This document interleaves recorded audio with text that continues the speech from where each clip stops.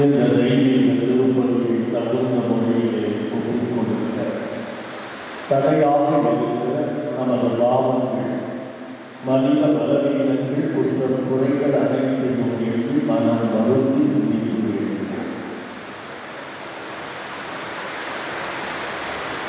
எல்லாம் பல இறைவனிடம் எல்லாம்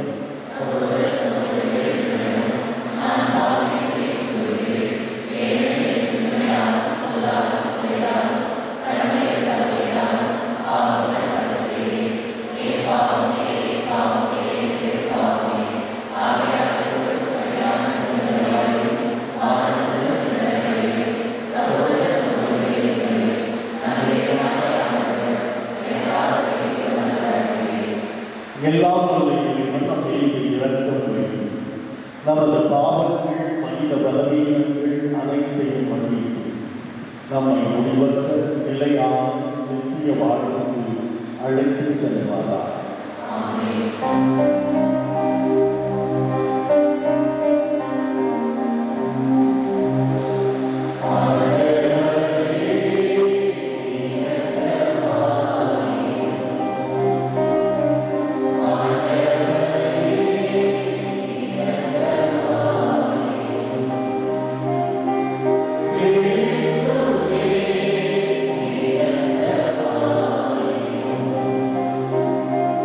Please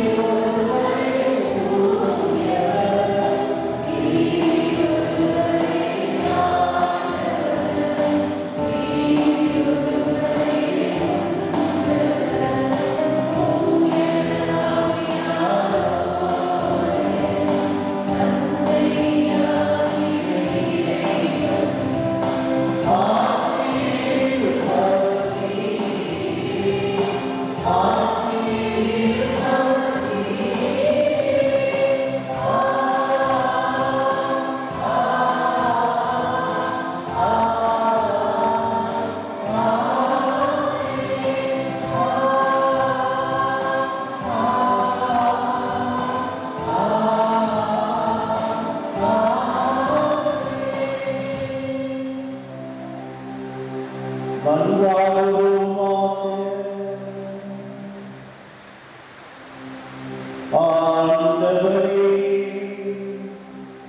உமது குடும்பத்தை இடையராத பரிவிரக்கத்தால் காத்தருள உம்மை வேண்டுகின்றோம்.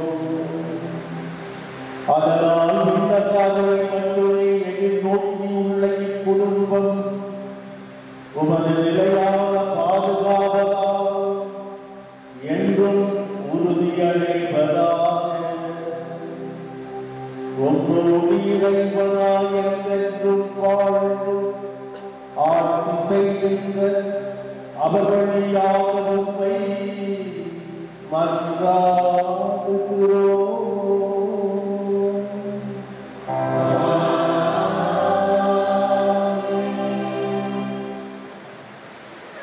இதோ அடியேன் என்னை அனுப்பும். இறைவாக்கினர் எசாயா நூலிலிருந்து வாசகம். அதிகாரம் 6 இறைவசனங்கள் 1 முதல் 8 வரை.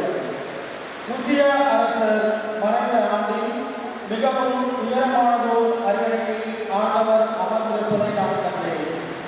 அவரது ஒன்பதாடை கோவிலை நிரப்பி நின்றது.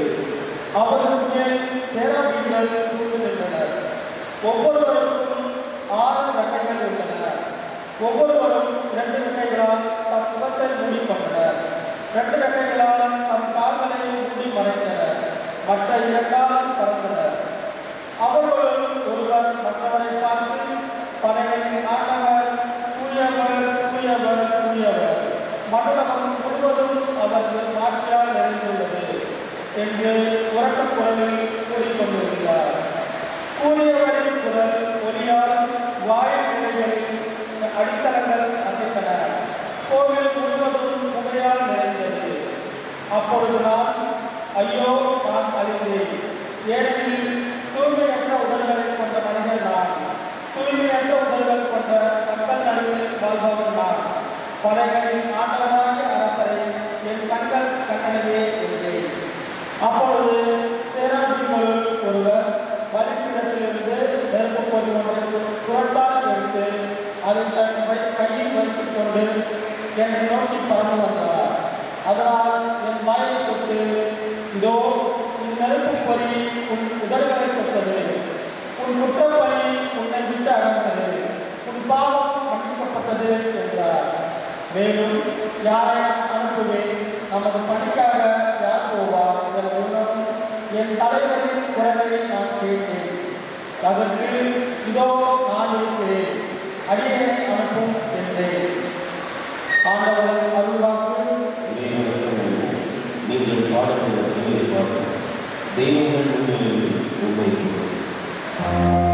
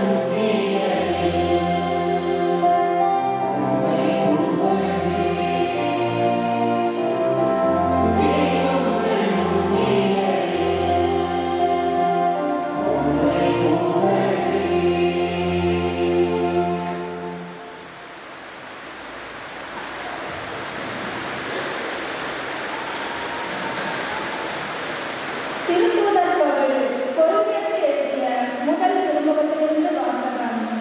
அதிகாரம் 15 இறை வசனங்கள் 3 முதல் 8 மற்றும் 11 முடிய. சகோதர சகோதரிகளே, நான் பெற்றுக்கொண்டதும் முதன்மையானது என கருதி உங்களிடம் ஒப்படைத்ததும் இதுவே. மறைநூலில் எழுதியுள்ளவாறு கிறிஸ்து நம் பாவங்களுக்காக இறந்து அடக்கம் செய்யப்பட்டார். மறைநூலில் எழுதியுள்ளவாறே 3ஆம் நாள் உயிருடன் எழுப்பப்பட்டார். பின்னர் அவர் கேபாவுக்கும் அதன் பின் 12 தோன்றினார்.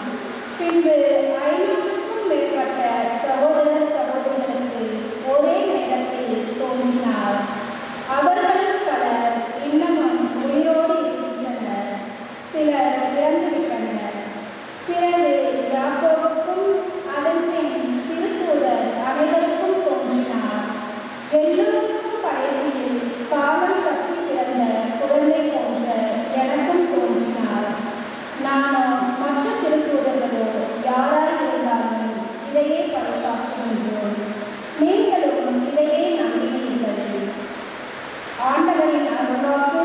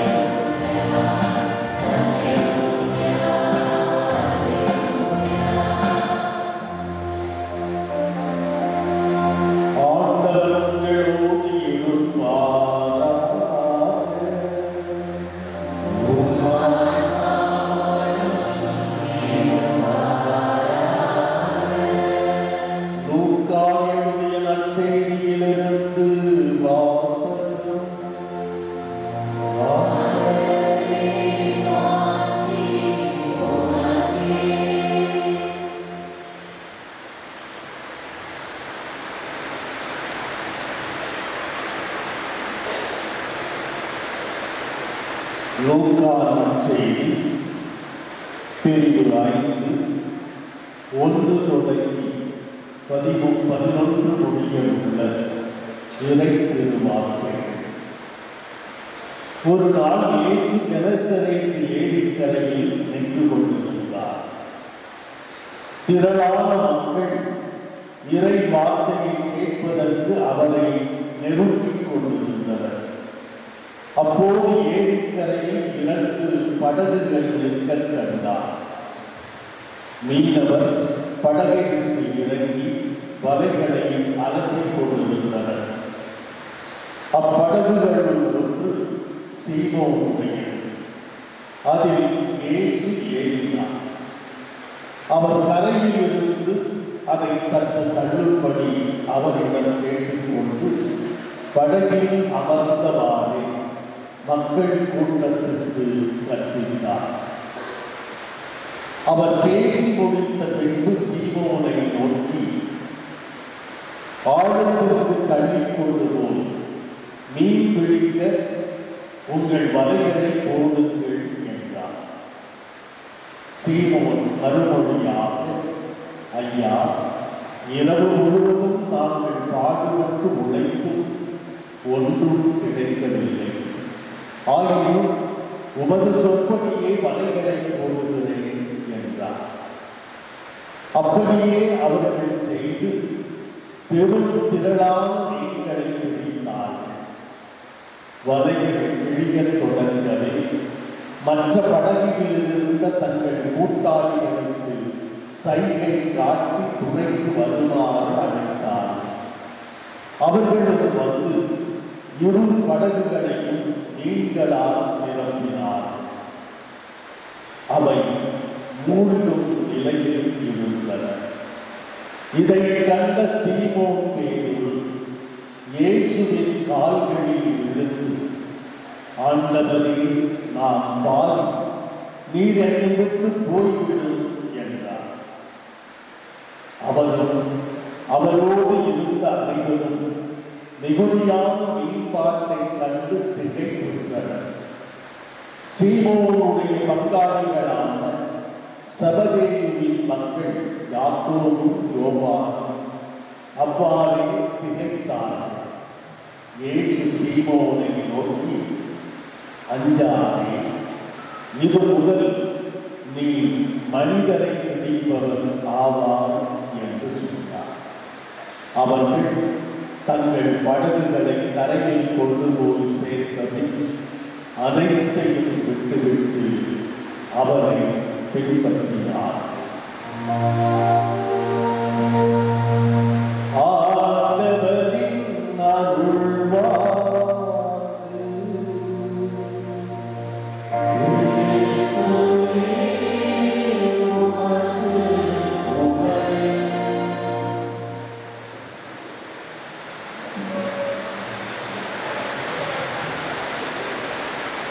இன்றைக்கு 3 வாசகங்களும் கடவுள் நமக்கு தரும் அழைப்பை பற்றி பேசுகின்றன.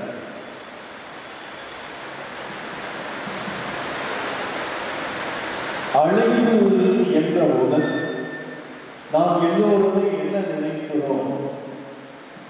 இறை அழைத்தல், ஒகேஷன், அதாவது அருள் பணியாளராகவோ அல்லது அருள் சகோதரியாகவோ, பாதராகவோ சித்தராகவோ துறவர வாழ்வுக்கு கடவுள் அழைப்பதைத்தான் நாம் பெரும்பாலும் இந்த அழைப்பு என்கிற வார்த்தையிலே நாம் பார்க்கிறோம், புரிந்து கொள்கிறோம்.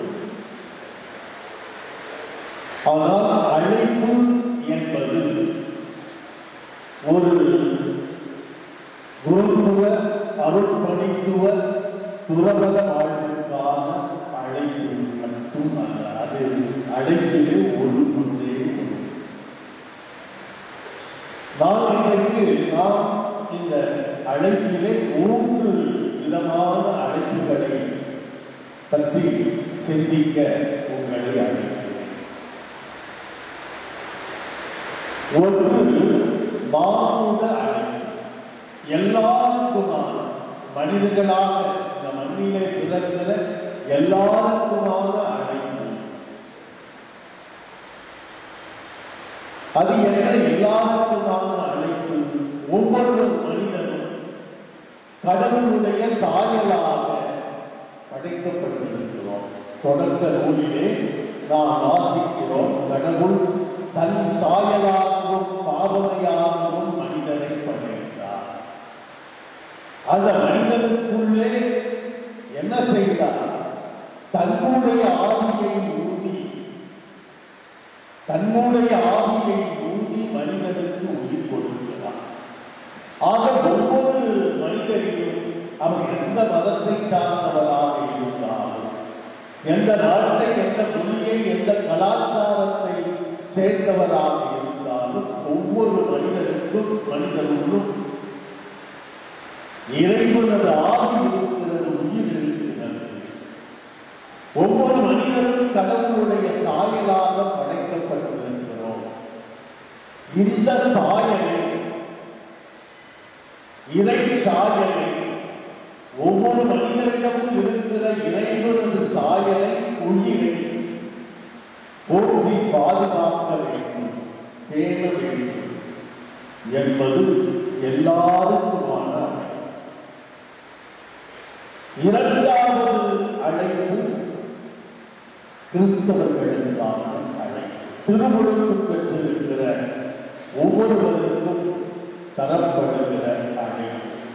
இந்த அழைப்பிலே தான் நாம் குருக்கள், துறவியர், சிஸ்டர், ஃபாதர் என்றெல்லாம் நினைக்கிறோம். அல்ல, ஒவ்வொரு கிறிஸ்தவருக்கும் கடவுள் அழைப்பை தருகிறார்.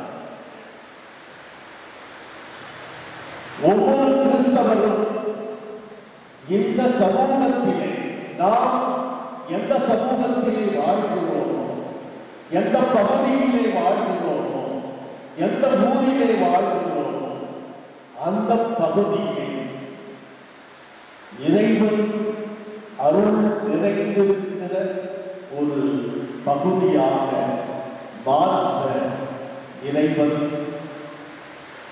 ஒவ்வொரு கிறிஸ்தவருக்கும் அழைப்பு தந்திருக்கிறார். இந்த உலகை கடவுளின் இல்லமாக மாற்ற,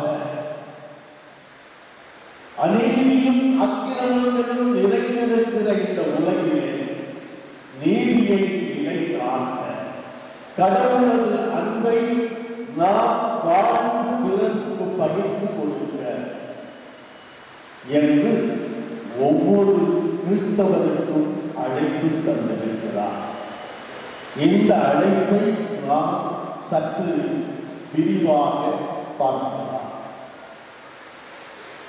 கடவுள் அழைப்பை தருகிறார். இதை நாம் அழைப்பு என்று சொல்வதை விட கடவுளால் ஆட்கொள்ளப்படுதல் என்று புரிந்து கொள்ளலாம் என்று நான் நினைக்கிறேன். அழைத்தல் என்பதை விட கடவுளால் ஆட்கொள்ளப்படுதல். எல்லோருமே கிறிஸ்தவர்களாகிய நாம் ஒவ்வொருவரும் கடவுளால் ஆட்கொள்ளப்பட வேண்டும் என்றால், இந்த உலகை இறைவனது இல்லமாக, இறைவன் விரும்புகிற உலகமாக மாற்றி அமைக்கிற பொறுப்பும் கடமையும் இந்த அழைப்பாலே நமக்கு நாம் பெற்றிருக்கிறோம். திருமுழுக்கு ஞானஸ்தானம் எந்த கடமையை தான் நமக்கு தருகிறது. அழைப்பு பெறுவர்கள் எல்லாம் அழைப்பை பெறுகிறார்கள் என்றால் அழைப்போடு ஒரு பொறுப்பும் தரப்படுகிறது. ஒவ்வொரு அழைப்பிற்கு பிறகும் அதோடு இணைந்து தொடர்ந்து பொறுப்பும் நமக்கு தரப்படுகிறது. இயேசு சொன்னார், நானே உலகின் ஒளி. இயேசு நம்மையும் பார்த்து சொல்லுகிறார், நீங்கள் இந்த உலகத்திற்கு ஒளி. ஒளியை ஏற்றி யாரும் கட்டிலுக்கு அடியே வைக்க மாட்டார்கள், விளக்கு தண்ணீர் மீது வைப்பார்கள். எல்லாருக்கும் வெளிச்சம் தர, ஒளி தர விளக்கு தண்ணீர் மீது வைப்பார்கள். எனவே நீங்கள் உலகிற்கு ஒளியாக இருக்க வேண்டும். உலகிற்கு உப்பு நீங்கள். உப்பு உணவுக்கு சுவை ஊட்டுவது போல, உப்பு உணவை பாதுகாப்பது போல, நீங்கள் இந்த உலகத்திற்கு சுவையூட்டுகிறவர்களாக இறை விழுமியங்களை, நீதி, நேர்மை, அன்பு, இரக்கம், மன்னிப்பு ஆகிய இறை ஆட்சி மதிப்பீடுகளை நீங்கள் வாழ்ந்து இந்த உலகத்தை சுவையூட்டுகிற, ஒளியூட்டுகிற எனது பிள்ளைகளாக இருக்க வேண்டும் என்று அழைக்கிறார். அழைக்கிற எல்லாருமே தகுதி உள்ளவர்களா? யாருமே தகுதி அற்றவர்கள். மோசே சொன்னார், ஆண்டவரே நான் திக்குவாய் என் ஆளை விட்டுருந்தேன், பார்வோன்ல போய் நான் என்ன பேச முடியும்? நான் திட்டுவாங்க, என்னால் பேச முடியாது. எசாயா சொன்னார், நான் அசுத்த நாக்கு உதடு உடையவன், கெட்ட வார்த்தை பேசுகிறவன், அசுத்த வார்த்தைகளை பேசுகிறவன் என்று ஒழுங்க ஆண்டவரே. கடவுள் தகுதியற்ற அந்த மனிதர்களை கடவுளுடைய இறைவனால் நாம் ஆட்கொள்ளப்படுகிற போது நம்முடைய தகுதியற்ற நிலையை நாம் உணர்கிறோம். அதைத்தான் மோசே செய்தார், அதைத்தான் எசாயா செய்தார், அதைத்தான் சவுல் செய்தார், அதைத்தான் இன்றைக்கு பேதுரு ஆண்டவரை நான் பாவி, என்னை விட்டு விட்டு அகன்று போயிடுங்க, நான் பாவி. இயேசுவுடைய இறைவனது அந்த பிரசன்னத்துக்கு முன்னாலே நாம் தகுதியற்றவர்கள் என்ற உணர்வு எல்லாரும் இறைவனால் ஆட்கொள்ளப்படுகிற அனைவரும் இருக்க வேண்டும். ஆனால் தகுதியற்ற அந்த மனிதர்களை கடவுள் அப்படியே விட்டு விடவில்லை. வேண்டாம், உனக்கு பதிலாக வேற ஆளம் இல்லை. கேட்டு கொண்ட அந்த மனிதர்களை தகுதியற்ற அந்த மனிதர்களை தகுதிப்படுத்துகிறார். அதே யோசேதான் பார்வோனுக்கு முன்னாலே நின்று வாதாடி போராடி தன்னுடைய மக்களை அந்த அடிமைத்தனத்தில் இருந்து மீட்டு வந்தார். யாரையும் தகுதியற்று தகுதி இல்லை என்று உணர்கிற யாரையும் அழைக்கிற கடவுள் அந்த தகுதி இல்லாத மனிதர்களை தன்னுடைய ஆற்றலால் தகுதிப்படுத்துகிறார். நான் பலவீனன் என்று சொல்லுகிற போது கடவுள் தன்னுடைய பலத்தை அவருக்கு தந்து அவரை பலப்படுத்துகிறார். என்னுடைய பலவீனத்திலே நான் பலம் பெறுகிறேன் என்று பவுலடியார் சொன்னார். என்னுடைய பலவீனம் முதலிலே நான் உணரணும். நான் பலவீனம் தகுதியற்றவன் என்று தன்னிலே உணர்கிற போது கடவுள் நம்மை தன்னுடைய பலத்தால் ஆற்றலால் அருளால் நிரப்பி பலப்படுத்துகிறார். எதற்காக அழைத்தாரோ அந்த பணியை செய்ய அவனுக்கு வேண்டிய அனைத்து தகுதிகளையும் அவனுக்கு உருவாக்கி தருகிறார். இது கிறிஸ்துவ அழைப்பு. மூன்றாவது தனி மனித அழைப்பு. நாம் இந்த இன்ஆடக்வசி என்று சொல்லுகிறோம். தகுதி இல்லாத தன்மை, இன்ஆடக்வசி, அதை கடவுள் தன்னுடைய அருளால் நிரப்புகிறார். நிரப்பி ஒவ்வொரு தனிமனிதருக்கும் வேண்டிய அருளையும் ஆற்றலையும் வாய்ப்பையும் தருகிறார். கடவுளுடைய அருள் ஆசீர்வாதம் எல்லாருக்கும் ஒரே மாதிரியாகவே தரப்படுகிறது. யாருக்கும் கூடுதல் குறைச்சலாக இல்லை. நாம் அதை எப்படி பயன்படுத்திக் கொள்கிறோம் என்பதிலே ஒருவர் பெரியவராகிறார், சிலர் செல்வந்தர் ஆகிறார். இறைவன் நம்மை தனி மனிதர்களை எல்லாரையும் நம் கிறிஸ்தவர்கள் அனைவரையும் சீடத்துவ வாழ்வுக்கு அழைக்கிறார். அவ்வளவுதான், சீடத்துவ வாழ்வுக்கு அழைக்கிறார். கணவனாக, மனைவியாக, குடும்ப தலைவனாக குறிப்பிட்ட பணி செய்கிற பணித்தலங்களிலே, அலுவலகங்களிலே ஒவ்வொரு பணியை தந்து அந்த பணியை தனக்கு பதிலாக சிறப்பாக செய்ய கடவுள் நம்மை அழைக்கிறார். கடவுள் நம் ஒவ்வொருவரையும் தொடர்ந்து அழைத்துக் கொண்டே இருக்கிறார். கடவுள் தன்னுடைய அருளால் ஆற்றலால் நம்மை நிரப்ப காத்துக் கொண்டிருக்கிறார். எப்படி சிறுவன் சாமுவேல் சொன்னார், 3வது அழைப்பிற்கு பிறகு ஆண்டவரே பேசி பேசும் உம் அடியான் நான் கேட்கிறேன் என்று சொன்னது போல அன்றைக்கு எரியும் புதரிலே மோசேயோடு பேசிய கடவுள் வீசும் தென்றலிலே எலியாவோடு பேசிய கடவுள் ஆர்ப்பரிக்கும் அலைக்கடலிலே தன்னுடைய சீடர்களோடு பேசிய கடவுள் இன்றைக்கும் இவ்வளவு பெரிய நீர் பார்க்கிறே இரவு முழுவதும்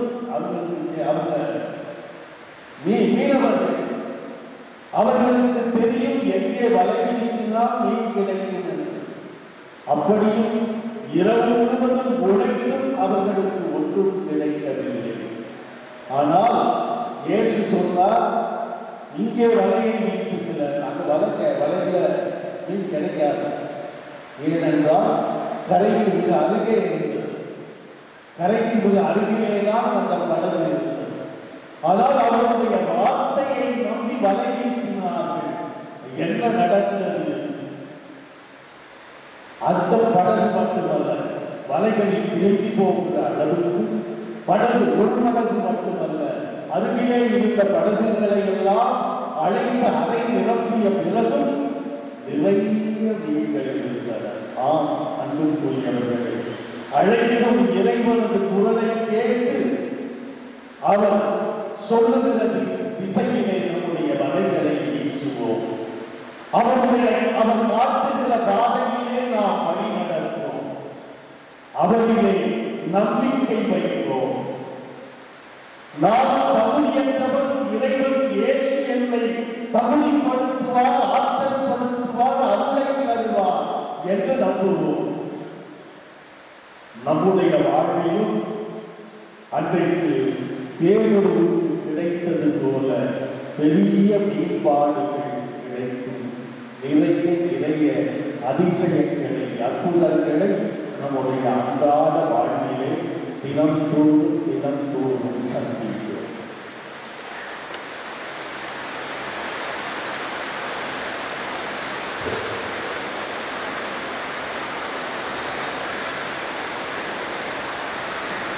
எழுந்திருந்து நம்முடைய இறை நம்பிக்கையை அறிவிக்கிறோம்.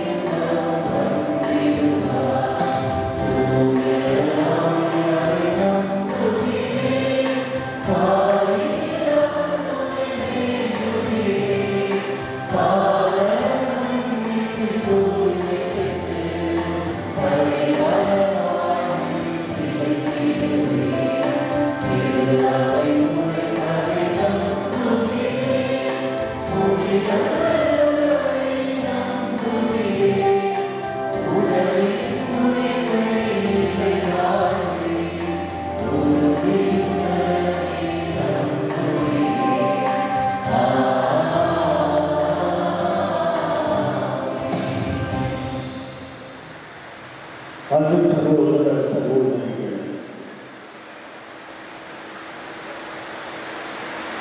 அழைக்கும் இறைவன் நமக்கு பொறுப்புகளை தந்து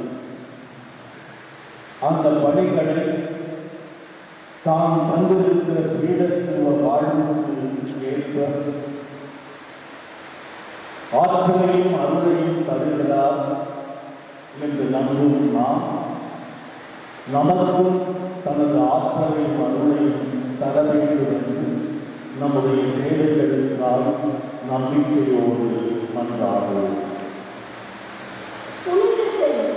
நான் உன்னோடு இருக்கிறேன் என்றொருக்க என்கிறவா. திருப்பந்தல் முதல் பொது நிலைகள் வரை அனைவரும் உமது அழைப்பை ஏற்று துணிவுடன் இவ்வுலக மக்கள் அனைவருக்கும் உமது அருள்வாட்டை எடுத்துரைக்கவும் வாழ்ந்து காட்டிடவும் வேண்டிய வரங்களை வழங்க வேண்டும் என்று இறைவா உண்மை உண்டாகிறோம்.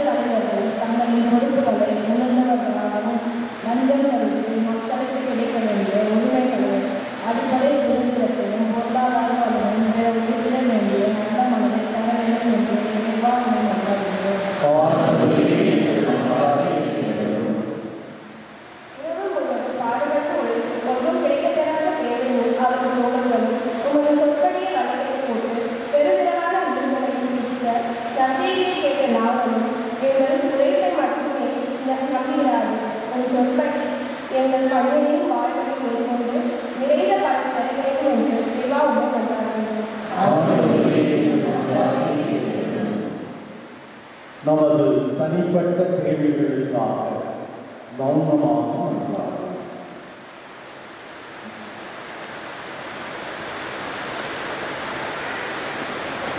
அன்பு தந்தையே இறைவா, உமது பிள்ளைகளாகிய நாங்கள் பிள்ளைகளுக்குரிய பாசத்தோடு உரிமையோடு உமது திருமுன் சமர்ப்பித்த இந்த மன்றாட்டுக்களை எல்லாம் எங்கள் ஆண்டவரும் உமது அன்பு திருமகனும் ஆகிய அதை இயேசு கிறிஸ்து வழியாக எங்களுக்கு தந்தரும். ஆமென்.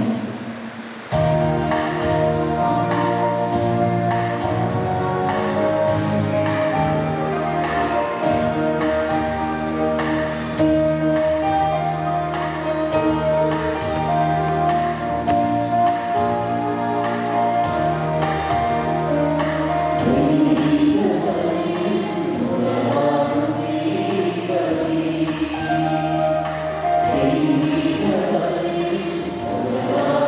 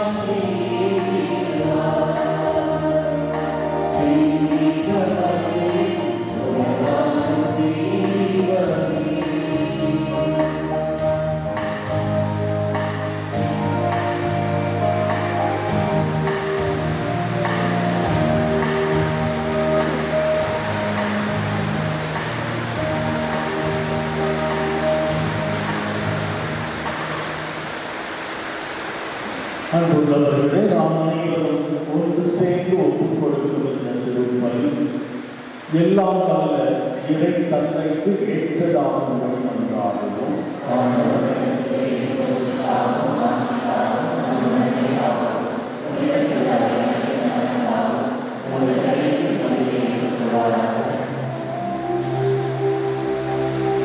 ஆண்டவரே எங்கள் இறைவா, வலுக்குறைவுற்ற எங்களுக்கு உதவியாக இப்பொருட்களை படைத்திருக்கின்றீர். அதனால் இவை எங்களுக்கு நிலை வாழ்வில் அருள் அடையாளமாக ஆகிட எங்களுக்கு அருள் புரிவீராக. எங்கள் ஆண்டவராகி கிறிஸ்து வழியாக உம்மை ஆண்டவர் உங்களோடு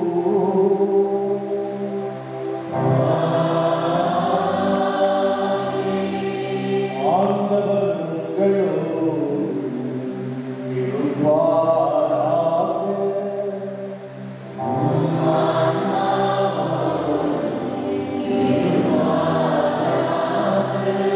இதயங்களை மேலே எழுப்புங்கள்.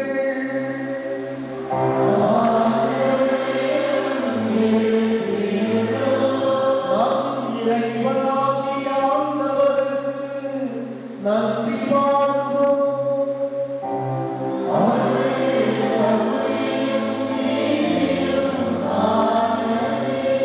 ஆண்டவரே தூயவரான தந்தை, என்றும் உள்ள எல்லாம் வல்ல இறைவா, எங்கள் ஆண்டவராகிய கிறிஸ்து வழியாக என்னாலும் எவ்விடத்திலும் நாங்கள் உமக்கு நன்றி செலுத்துவது மெய்யாகவே தகுதியும் நீதியும் ஆகும். எங்கள் கடமையை நீக்குரிய செயலுமாகும்.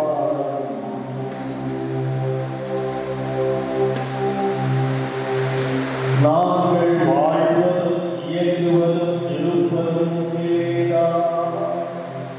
எந்த உடலோடு வாழ்க்கையில் உமது பரிவிரக்கத்தின் பயன்களை மட்டுமே நாங்கள் நாள்தோறும் அனுபவிப்பதோடன்றி எப்பொழுதே நிலை வாழ்வின் பிணையையும் கொண்டுள்ளோம்.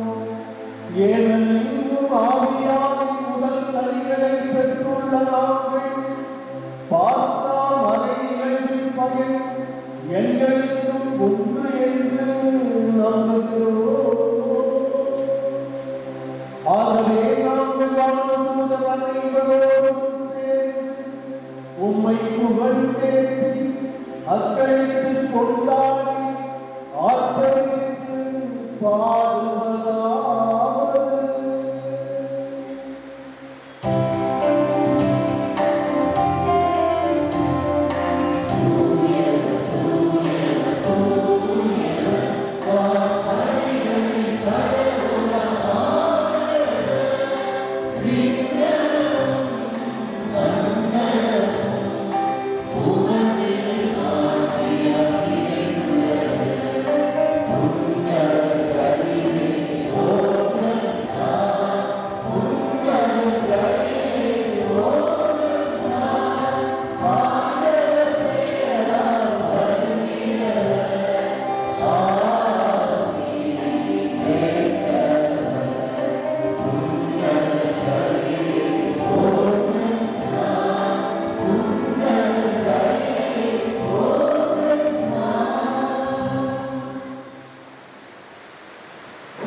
ஆண்டவரே, நீர் மெய்யாகவே தூயவர், தூய்மை அனைத்திற்கு போது.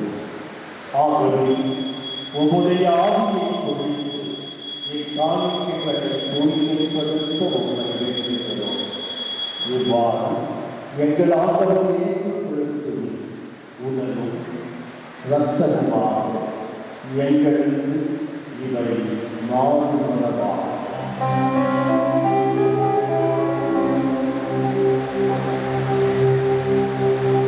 அவர் பாடுபட வந்து தம்மை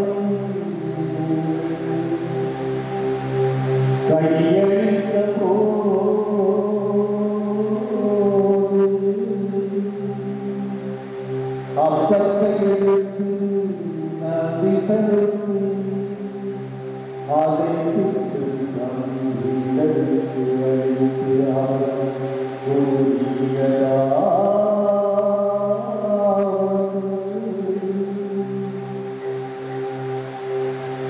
அனைவரும் இதை வாங்கி உண்ணுங்கள்.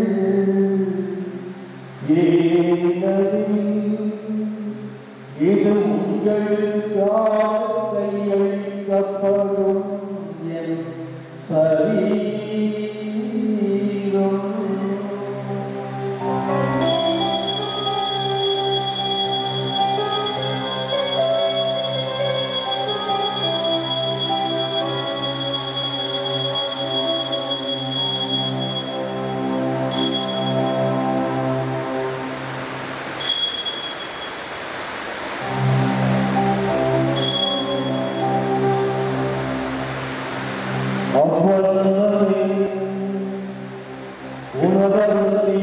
கிண்ணத்தை எடுத்து மீண்டும் உமக்கு நன்றி செலுத்தி தம் சீடர்களுக்கு அவர் கூறியதாவது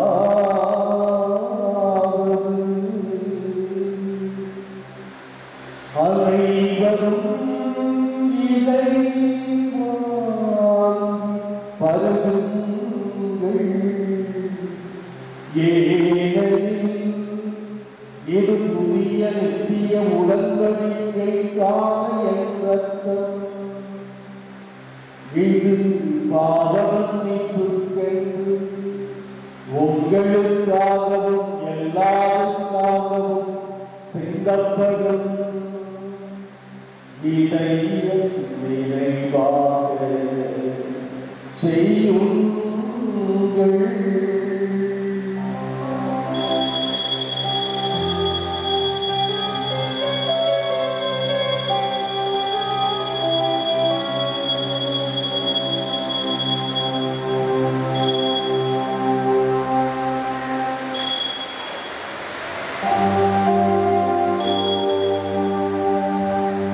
நம்பிக்கையின் மறைபொருள்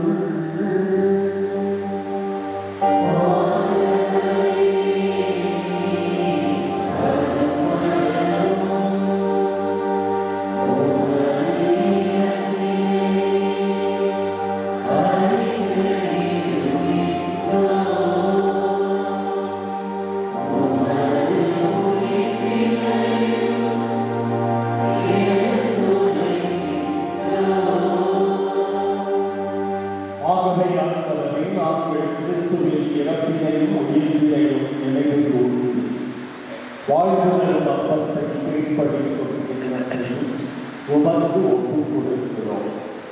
உன் திருமுன் நின்று ஊழியம் புரிய தகுதியற்ற என்னை தேடி கொண்டே எனவே உமக்கு நன்றி செலுத்துகிறோம். தேடும் கிறிஸ்துவின் உடலிலும் இரத்தத்திலும் பங்கு கொள்ளுவர்களை தூய ஆவியார் ஒன்று சேர்க்க வேண்டுமென உம்மை தாழ்மையுடன் மன்றாடுகிறோம். ஆண்டவரே, உலகெங்கும் பரவி பயணம் செய்யும் உமது திரு அவையை நினைவு கூர்ந்தருளும். எங்கள் திரு தந்தை பிரான்சிஸ், எங்கள் பெயராக ஜார்ஜ் ஆண்டவன், எல்லா திருநிலையினர் ஆகிய அனைவரோடும் உமது திரு அவை அன்பில் நினைவு பெறச் செய்தரும். மேலும் உயிர்களும் எதிர்நோக்குடன் தொழில் கொள்ளும் எங்கள் சகோதர சகோதரிகள் இறந்தோர் அனைவரையும் இரக்கத்துடன் நினைவு கூர்ந்து உமது திருமுக ஒளியிலும் ஏற்றருளும். எங்கள் அனைவர் மீதும் இரக்கமாகும். கடவுளின் அன்னை தாயான புனித மரியா, அவருடைய கணவரான புனித யோசேப்பு, புனித திருத்தூதர்கள், இவ்வுலகில் உமக்கு உகந்தவராய் வாழ்ந்த புனிதர் ஆகிய அனைவருடன் நாங்கள் நிலை வாழ்வில் பங்கு கொள்ளும் தகுதி பெற்று உன் திருமகன் இயேசு கிறிஸ்து வழியாக உம்மை புகழ்ந்தேற்றும் வரமருள் உம்மை மன்றாடுகிறோம்.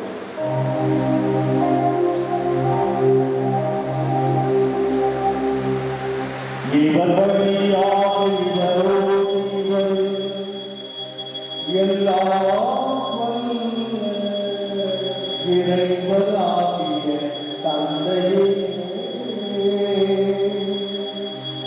தூயாவியாக ஒன்றிற்கு எல்லா புகழும் மாட்சியும் என்றென்றும் உமக்கு உரியதே.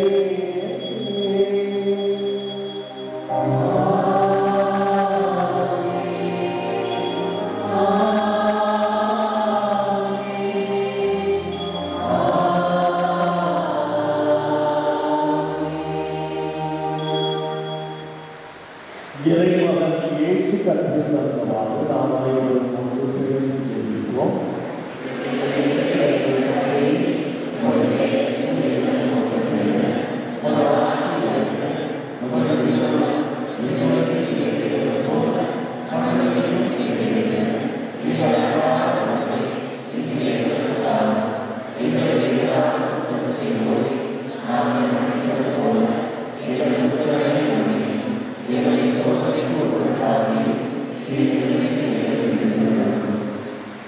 ஆண்டவரே, தீமை அனைத்திலிருந்து எங்களை விடுவித்து எங்கள் வாழ்நாளில் அமைதியை கனிவுடன் அருள உம்மை கொண்டாடுகிறோம். உமது இரக்கத்தின் உதவியால் நாங்கள் பாவத்திலிருந்து எப்போதும் விடுதலை பெற்று யாரோடு தேவையற்ற கலக்கமின்றி நலமாய் இருந்தோமாக. நாங்கள் எதிர்நோக்கி இருக்கும் பேரின்பத்திற்காகவும் எம் மீட்பராகிய இயேசு கிறிஸ்துவின் இரண்டாம் வருகைக்காகவும் ஆவலோடு காத்திருக்கின்றோம். ஆண்டவரே இயேசு கிறிஸ்துவே, அமைதியை உங்களுக்கு விட்டுச் செல்கிறேன், என் அமைதியையே உங்களுக்கு தருகிறேன் என்று அன்று உமது திருத்தூதர்களுக்கு மொழிந்தீர். இன்று இங்கே கூடி வந்துள்ள எங்கள் பாவங்களை பாராமல் உமது திரு அவையின் நம்பிக்கையை மட்டும் கண்டோம். அதற்கு அமைதியையும் ஒற்றுமையையும் அளித்தருள்வீராக. எங்களுக்கு வாழ்ந்து ஆட்சி செய்கின்றவர் நீரே. ஆண்டவர் இயேசுவின் அமைதி உங்கள் அனைவரோடும் என்றென்றும் இருப்பதாக. ஒருவர் மற்றவருக்கு இயேசு ஆண்டவரின் அமைதியை உள்ளத்தோடு பகிர்ந்து தருவோம்.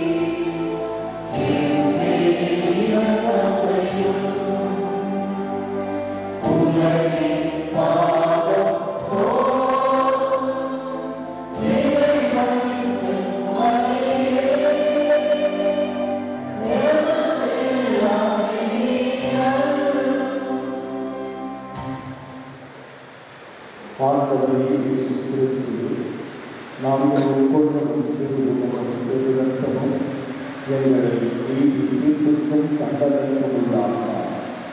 உமது பரிவிரக்கத்தால் எங்கள் மனதிற்கும் உடலுக்கும் பாதுகாப்பாகவும் நலமடைக்கும் அருமருந்தாகவும் இருக்கலாம்.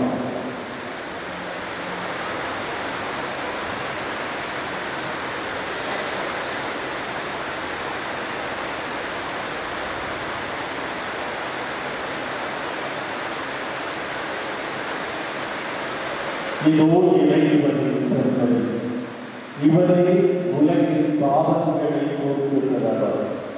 இந்த செம்மறியின் விருந்துக்கு அழைக்கப்பட்டிருக்கிற நாம் அனைவரும் பேர் பெற்றவர்கள்.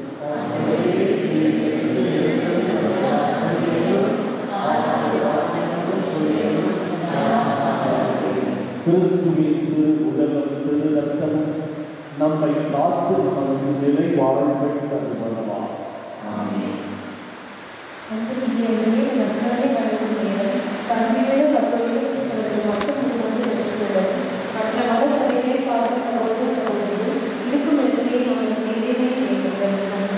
The brothers and sisters have decided to seek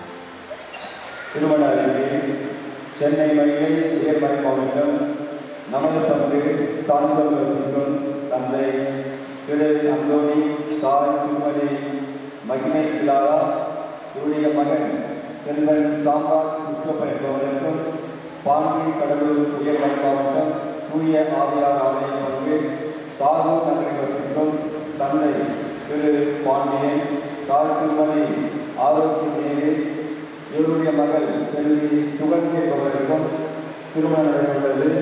இது 3வது அறிக்கை.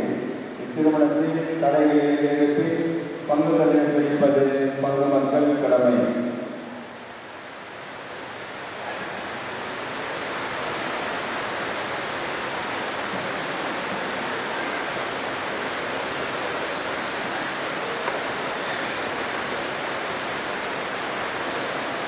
இன்று பொது காலத்தின் 5ஆம் நாள். இந்த திருப்பலியை சிறப்பித்த 35வது அன்னியம் மகிமை மாதா அன்னிய பொறுப்பாளர்களுக்கும் இறைவர்களுக்கும் நன்றிகள், பாராட்டுகள், வாழ்த்துக்கள், ஜெபங்கள்.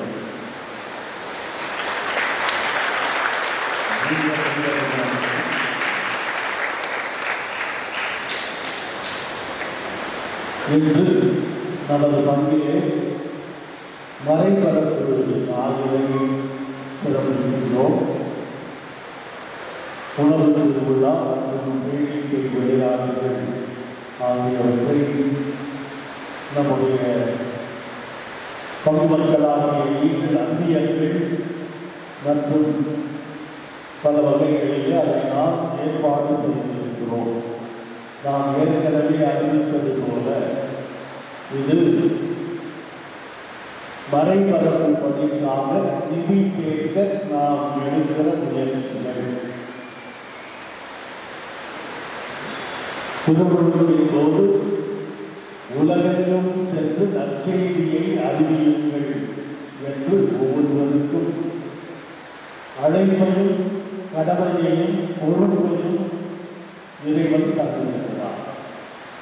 நாம் நேராக சென்று நேரடியாக இந்த மறைபரப்பு பணியிலே ஈடுபட இயலவில்லை. காரணம், நாம் பல்வேறு நம்முடைய குடும்ப சூழல்கள், பணி சூழல்கள். ஆனால் இந்த பணியிலே ஈடுபட்டிருக்கிறவர்களுக்கு இந்த பணி நடைபெறுவதற்கு நாம் உதவி செய்வதன் மூலம் இந்த கடமையை, பொறுப்பை நாம் செய்ய நிறைவேற்ற முடியும். அதனாலேதான் இந்த நற்செய்தி அறிவிப்பு பணிகளுக்காக உதவி செய்கிற நிதி சேர்க்க நாம் இவரது முயற்சியை எடுத்திருக்கிறோம். எனவே நாம் ஏற்கனவே சொன்னது போல இலவசமாக எதுவும் இல்லை. அதாவது நாம் கொடுக்கிற பணத்திற்கு நாம் திருப்பப்பட்டு வருகிறோம். இன்னும் ஒரு சிலருக்கு வெளியில் இருக்கிறத விட ரொம்ப அதிகமாக இருக்குது. அதிகமாக தான் இருக்கும். அதுக்காக தான் நம்ம வைக்கிறோம். வெளியில் இருக்கிறதே இங்கே வச்சாக்க நம்ம வீட்டில் சேவை எவ்வளோ கஷ்டப்பட்டு நேற்றெல்லாம் ஃபாதர்ஸ் எல்லாம் நிர்வாகத்தை, உதவி தந்தை, டீக்கன் யாருமே கொடுக்கல. அவங்க நைட் சாப்பிட்டு 12 மணிக்கு எல்லோரும் உதாரணத்துக்கு மற்ற நிறைய பேர் பங்கு மக்கள் நிறைய பேர் வேலை செய்திருக்கிறார்கள். கடின உழைப்பு எதற்காக என்றால் நிதி சேர்ப்பதற்காக. நாம் எவ்வளவோ செலவு செய்கிறோம். பிள்ளைகளை எங்கேயும் அங்கே இருக்க குயின்ஸ்லாந்து எங்கோ கூட்டு போகிறோம். பீச்சுக்கு போனாலும் கூட எவ்வளவு செலவு செய்கிறோம். ஒரு நல்ல காரியத்திற்காக ஒரு சற்று தாராளமாக செலவழிக்க வேண்டும் என்று உங்களை அன்போடு கேட்டுக்கொள்கிறேன். கொஞ்சம் தாராளமாக இருக்கும். அள்ளி கொடுத்தாதான் கடவுள் நமக்கு ஏராளமாக அள்ளி கொடுப்பார். நம்ம கிள்ளி கூட கொடுக்கலன்னா அப்புறம் நல்லா செய்வார். கடவுள் எதிர்பார்க்கிறதுனா கடவுள் ஆசீர்வதிக்கணும்னு வேண்டாம். நம்ம கொஞ்சம் அவருடைய பணி செய்வதற்கு தாராளமாக இருந்தால் தானே அவரும் தாராளமாக இருந்தார். வாழ்வதிலே கொடுக்க தெரிய வேண்டும், கற்றுக்கொள்ள வேண்டும். அதனால்தான் அந்த காலத்தில் எல்லாம் பிள்ளைங்க ஞாயிற்றுக்கிழமை கோவிலுக்கு வருகிற போது பெற்றோர் சிறு பிள்ளைகளுக்கு காசு கொடுத்து உண்டியலில் போட சொல்லுவாங்க.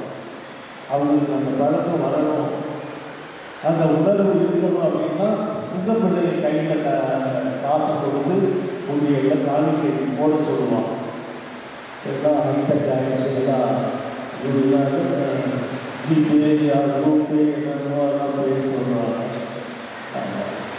எப்படியா நாம் கொஞ்சம் தாராளமாக இருக்கணும். கடவுள் நம்மை அபரிமிதமாக ஆசீர்வதிப்பார். எதிர்வரும் பிப்ரவரி மாதம் 11ஆம் நாள் ஊர்தி அன்னை விழா. அன்றைக்கு மாலை 6:15 மணி தமிழ் திருப்பலி நமது ஊர்தி அன்னை கவிமுன் அருகே நடைபெறும்.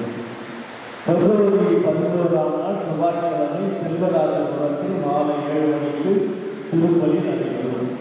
எதிர்வரும் ஞாயிறு காலை 8:30 மணி திருப்பலி முடிந்தவுடன் பங்கு பேரவை கூட்டம் நடைபெறும். கவனிக்கவும், அடுத்த வாரம் காலை